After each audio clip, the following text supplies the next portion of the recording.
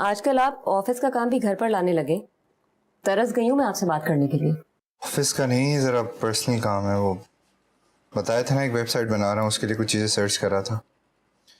तुम बोलो क्या हुआ? मैं सुन रहा हूँ।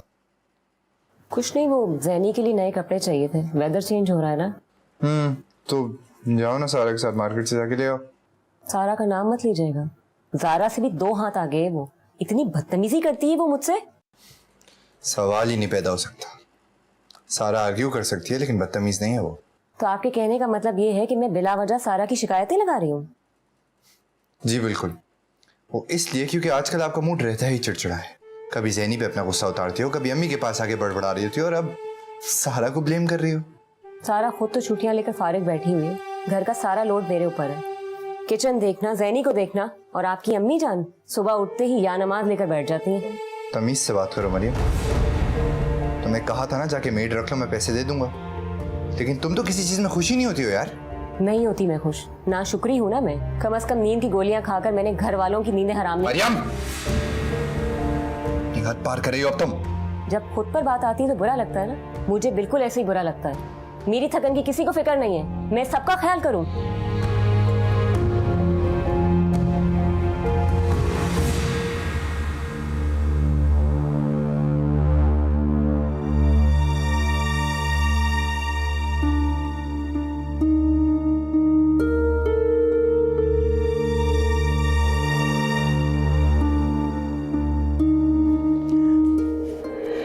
ये सब मिला है मुझे हमजा की दराज से।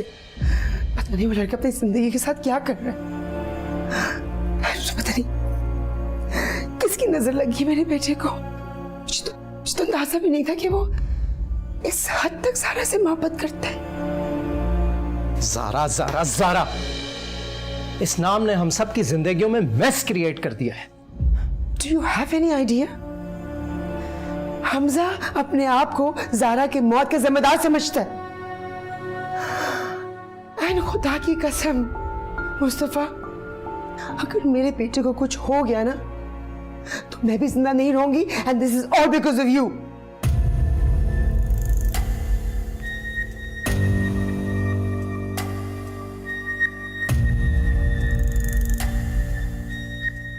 देखो है ना, हमें हमजा के सामने वैसे ही रहना होगा जैसे हम पहले थे। ये दूरियां, ये फासले खत्म कर दो। हम दोनों को मिलकर हमजा को इस ज़ारा के रोग से निकालना होगा।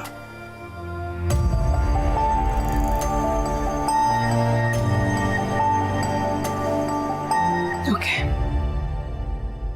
Thank you. मैं सोच रहा था कि हमजा की तबीयत ज़रा बेहतर हो जाए तो हम 1 महीने के लिए यूके चले जाएंगे। वो क्या मान जाएगा? उसे मनाना नहीं है, अपनी मोहब्बत के सामने मजबूर करना है। ओके, मुझे हमजा का मोबाइल दे दो। वो मैंने बंद करके रखा हुआ है ताकि जब तक वो पूरी तरह ठीक ना हो जाए कोई से राब्ता ना कर सके। मुझे उसका फ़ोन चाहिए। मैं देखना चाहता हूँ कि कौन ज़ारा का हमदर्द है जिसने हमजा को कॉल करके ये बताया कि ज़ारा की डेथ हो गई है।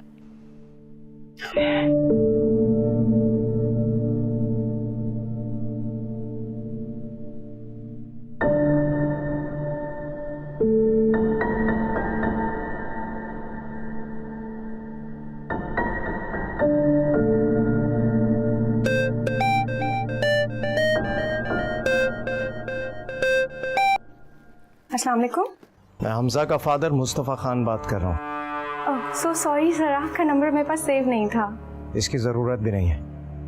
मैंने तुम्हें सिर्फ ये बताने के लिए फ़ोन किया है कि यू आर फायर्ड। क्या मतलब sir? Who the hell are you? तुम्हारी हिम्मत कैसे हुई कि तुम हमजा को फ़ोन करके ज़ारा की डेथ के बारे में बताओ? इस वक्त तुम्हारी वजह से मेरा बेटा बुखार और डिप्रेशन में है। I am so sorry sir, मुझसे गलती हो गई। आप प्लीज़ मुझे फायर मत करें। I am the soul earner. I really really need this job. शुक्र करो मैं सिर्फ तुम्हें जॉब से निकाल रहा हूँ। अगर आइंदा ज़ारा या उसकी फैमिली का हमदर्द बनने की कोशिश की या हमजा से किसी भी किस्म का कांटेक्ट किया तो तुम्हारा और तुम्हारी फैमिली का इज्जत बचाना मुश्किल हो जाएगा। जीना दोभर कर दूंगा मैं तुम्हारा। सर मेरी बात तो सुने। हेलो हेलो अल्लाह, ये क्या हो गया?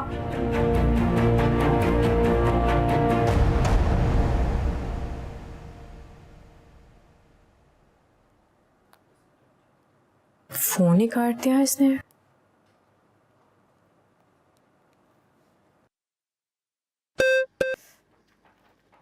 क्या बात है, क्यों मुझे बार बार कॉल कर रही हो? निदा, क्या हो गया? ऐसे क्यों बात कर रही हो? मैंने तो कांग्रेस कहने के लिए फोन किया था तुम्हें। हाँ, दो मुझे मुबारकबाद, मेरी जॉब जो छूट गई है। पता नहीं अब मैं अपने घर वालों के लिए कैसे कमा सकूंगी और अपनी शादी के लिए कैसे पैसे जमा करूंगी। ये क्या कह रही हो तुम तो छुट्टियों पर थी ना, तो जॉब कैसे चली गई? मुस्तफ़ा साहब ने कॉल करके मुझे फायर कर दिया जस्ट बिकॉज कि मैंने सर हमजा को ज़ारा की डेथ के बारे में बताया था और वो डिप्रेशन में चले गए। हाँ, तो ज़ारा उनकी एम्प्लॉय थी, अगर तुमने कुछ बता भी दिया तो उसमें हर्ज क्या है? मुझे नहीं पता सारा, लेकिन मेरा तो बहुत ही नुकसान हो गया। और तुम भी ना प्लीज आइंदा मुझे कांटेक्ट मत करना। उन्होंने मुझे साफ साफ धमकी दी है कि अगर मैंने तुमसे या तुम्हारी फैमिली से कोई भी राब्ता रखा तो मुझे और मेरी फैमिली दोनों को नुकसान पहुंचा सकते हैं। प्लीज आइंदा मुझे कॉल मत करना। निदा, मेरी बात सुनो। हेलो,